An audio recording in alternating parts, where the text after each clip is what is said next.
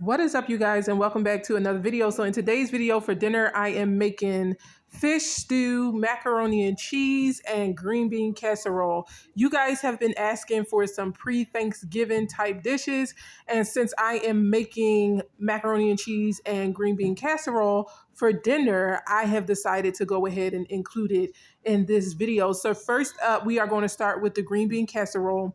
These are staples that I already have in my pantry, so I did not have to go out and purchase anything, which was a blessing. We just went ahead and put our green beans, our seasonings, our cream of chicken. We also have some rice in there. We got our macaroni on the stove boiling for our macaroni and cheese.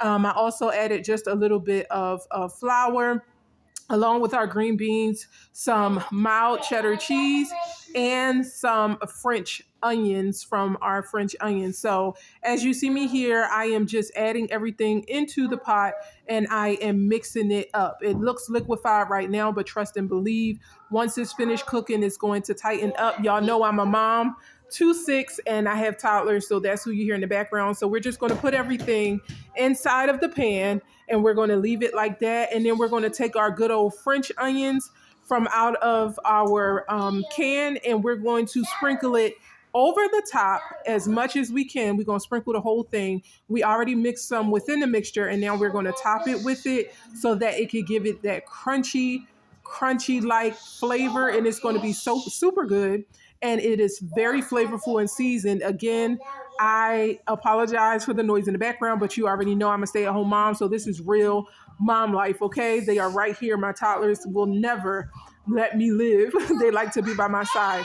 So once we have all of that, making sure that we cover every bit of the pan, we're going to take this pan and we're going to put it in a 350-degree oven and we're going to let it bake for about a good 15 to 20 minutes so that it can get crispy, brown, and bubbly. Next, we are doing our macaroni and cheese. So our pasta noodles are still boiling. However, we're not going to cook them till al dente because when we put the macaroni and cheese in the oven to bake, it is going to cook the noodles even more. I will not be throwing away my pasta water. I am also going to keep this pasta water and we're going to transfer the pasta into the baking dish. Now you see me here. I done put all my seasonings and my butter inside of, hold on one second, baby, okay? Inside of our pan with our macaroni, and I'm just going to go ahead and mix this up.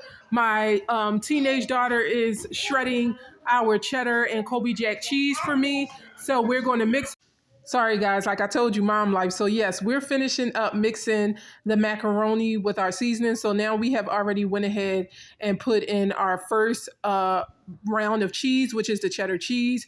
The other cheese is still being shredded, but I like to mix mine up in batches so that way the cheese can cling on to the noodles as much as possible. And I'm making sure that I cover every single noodle in the pan. So I'm just going to mix this up until it melts a little bit. Now we're adding our first batch of Colby Jack cheese. I'm just going to mix that in there now too.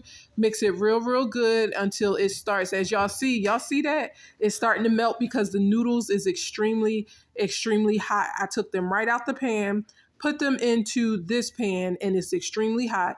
And the water from the pasta water, y'all already see it's evaporating, but it's also keeping the noodles a little bit moist and it's not very thick. Now I'm going to add eggs. I'm going to add 2 of them. You can take 2 eggs and you can beat them up and add them with the carnation milk or whatever milk you want to, or you can just throw them in there by itself like I did. It's neither here nor there, but either way, it's going to get mixed up in there.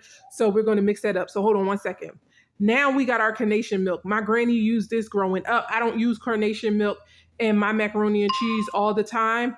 I usually just use vegan type of non-dairy milk because my family, some of everybody is pretty much non-dairy, but this little bit isn't going to hurt them, so we're just going to put it in there because that's what we had in our fridge. So we're going to mix it up until we get the milk coated in there. Of course, I'll add a little more as I need it, and then we should be good. So now everything is mixed together, and we're going to take the rest of our shredded Colby Jack cheese and we're going to just put it all on the top so that way our macaroni and cheese can have a nice cheesy and crispy crust. Listen, if your macaroni and cheese don't have the crust on the sides and it's not bubbling and it's not a little brown, then I don't want it. Although I'm not eating this mac and cheese because y'all already know I am vegan, but my family don't want it. I'll make a vegan version and I'll make sure that I show y'all. But as y'all see, I'm just making sure that I get all of the cheese from off of the plate, and I'm going to make sure that it's covering every inch of this pan, from the corners to the sides, even to the middle. Mom life, hold on one second, baby, okay? So now we're going to take our macaroni and cheese, and we're that same mom life again, y'all. But we're gonna take that same pan of macaroni and cheese in the same 350-degree oven. We got our green bean casserole, and we're gonna put that right on top of it because it's gonna cook in the same temperature. Now we have our fish stew.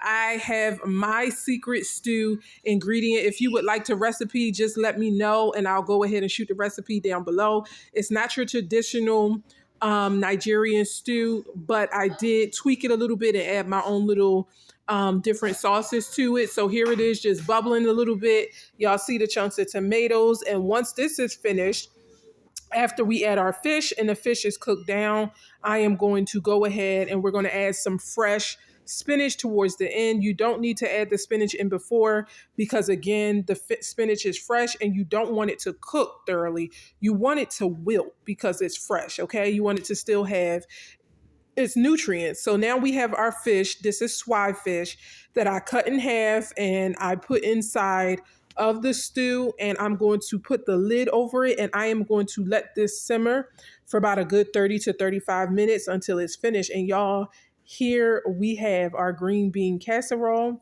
and we have our fish stew. Not your traditional Nigerian fish stew, but I did tweak it a little bit, but this is the only way that my family will eat it. And you guys, it looks amazing. It tastes good. I'm just taking some of the sauce and the broth and I am just pouring it on top, and we're going to let this cool. I'm going to put the lid on, let it cool. We got some sweet Hawaiian rolls.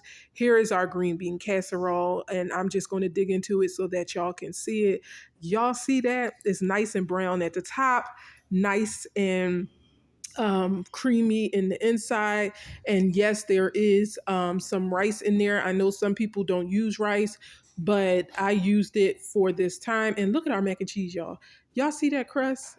Y'all see the crust? It was bubbling, but I had to let it sit for a little bit. So I'm going to just dig in it just a little bit so that you can see the cheese and how nice and creamy and gooey it is. But yeah, you guys, make sure that you hit the like button and subscribe so that I can come to you and give you some more pre-Thanksgiving meals. And as always, remember that I love you, but God loves you so much more. And I'll see y'all in the next one.